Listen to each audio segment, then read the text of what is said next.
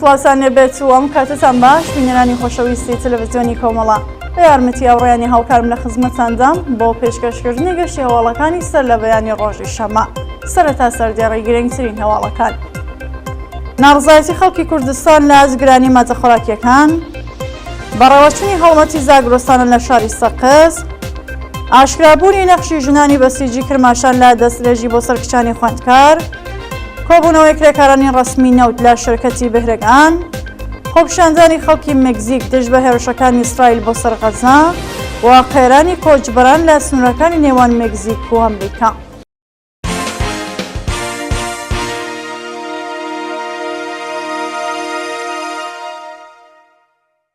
درێژەی هەواڵەکان: ناڕزایەتی خەڵکی کوردستان لە ئازگرانی مازە خۆراکیەکان.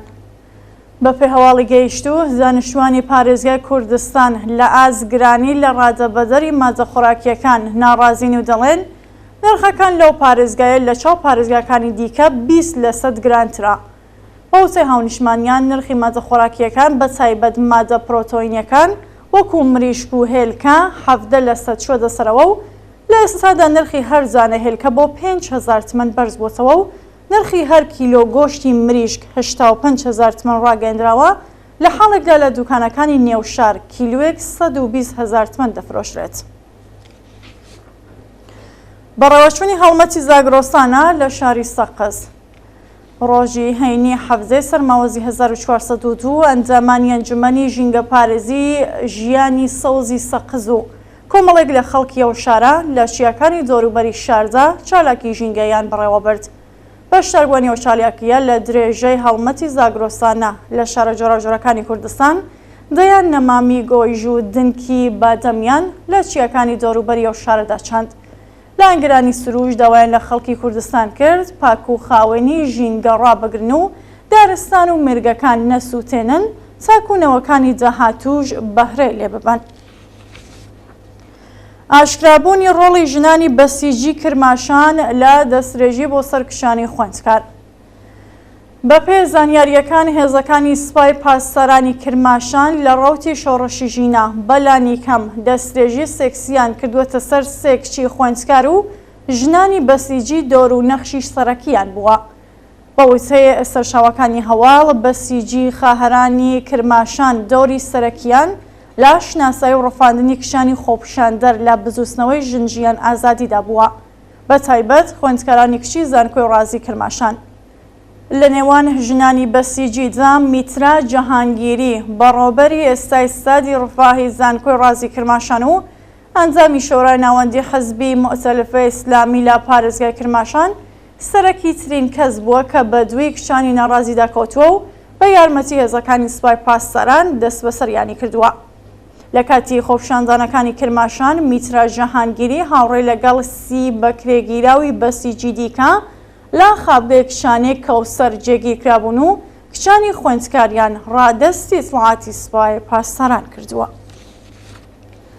برینداربوونی کۆڵبەرێک لە سنووری بانە. لە ڕۆژانی ڕابردوودا کۆڵبەرێکی خەڵکی پیرانشار بە ناوی کەیوان پاشناو نادیار بەسەقە هێزەکانی ڕۆژیم لە سنووری بانە بریندارکراوە. بەپێ راپۆرتی کۆڵبەر نیوز، ڕۆژی سێشەممە کۆمەڵی کۆڵبەر لە سنووری هەنگەوژاڵی بانە کەوتونەتە بۆسە هێزەکانی ڕۆژیم و ڕاستەوخۆ تەقەیان لێکراوە. لە ئاکامی دەستڕێژی گولەی هێزەکانی ڕۆژیمدا کۆڵبەرێک بە ناوی کەیوان خەڵکی پیرانشار بریندار و ڕەوانێ نەخۆشخانە کراوە. کۆبوونەوەی کرێکارانی ڕەسمی نەوت لە شێرکەتی بەهرەگان. ڕۆژی هەینی حەفزەی مانگی سەرماوەز کرێکارانی ڕەسمی نەوتی شاغڵ لە شێرکەتی بەهرەگان لە ناڕزایەتی بە جێبەجێ نەکردنی جاخوازیەکانیان کۆبوونەوە.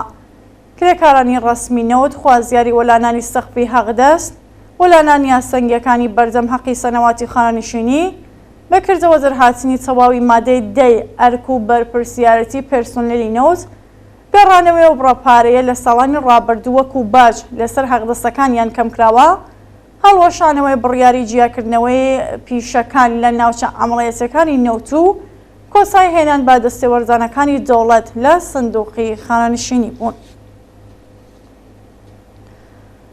مانگرتن و ڕێپێوانی ناڕزایەتی بازاڕیان لە بەنجەرگەناوە.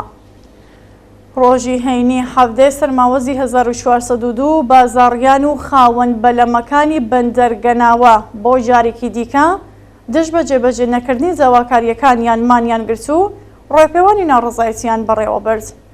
ماوەی 2 هەفتەیە بازاڕیان و خاوەن بەلەمەکانی بەندەرگەناوە لە ئاست قەدەغەی هاوردەکردنی کاڵا و دەستگرتنی گۆمڕۆک بەسەر ئەو کەلوپەلانەی هاوردەیان کردووە دوکانەکانیان داخستووە و کۆبوونەوەی ناڕزایەتی بەڕێوە بن.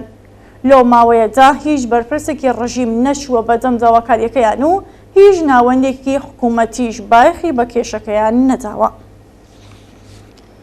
خۆپیشاندانی خەڵکی مێکزیک دژ بە هێرشەکانی ئیسرائیل بۆ سەر غەزە. ڕۆژی هەینی حەڤزەی مانگی سەرماوەز خەڵکی وڵاتی مێکزیک دژ بە ژینۆسایدی خەڵکی فەلەستین لەلایەن ئیسرائیلەوە خۆپیشاندانیان کرد.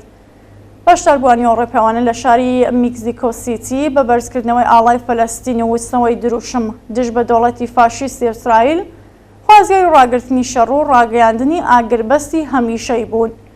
جێگە ئاماژەیەکە لە ڕۆژێنی ڕابردووشدا کرێکارانی چەندین کارخانەی بەرهەمهێنانی چەک و چۆڵ لە ئەوروپا دژ بە هێرشەکانی ئیسرائیل بۆ سەرکەرتی غەزە دەستیان لە کار کێشە بوو. دوا هەواڵ قەیرانی کۆچبەران لە سنوورەکانی نێوان مێکزیک و ئەمریکا. بەپێی ئەو وێنانەی لە تۆڕە کۆمەڵایەتیەکان بڵاوکراوەتەوە سەدان کۆچبەر لە سنوورەکانی نێوان مێکزیک و ئەمریکا گیریان خواردووە و لە دۆخێکی خراپدا دەژین. لەگەڵ سەرهەڵدانی قەیرانی ئابووری لە جیهان و بەتایبەت لە وڵاتانی هەژاری ئەمریکای باشوور هەزاران کۆچبەر ڕوویان لە سنوورەکانی نێوان مێکزیک و ئەمریکا کردووە و لە دۆخێکی زۆر خراپدا دەژین. بە وتەی کارناسانی سیاسی ساڵی 2023 زاینی ئەمریکا شاهدی گەورەترین شەپۆلی کۆچکردنی پەنابەران لە ئەمریکای لاتینەوە بەرەو ئەو وڵاتە بووە. بینەرانی خۆشەویست هەواڵەکانتان پێشکەشکە هەر شاد و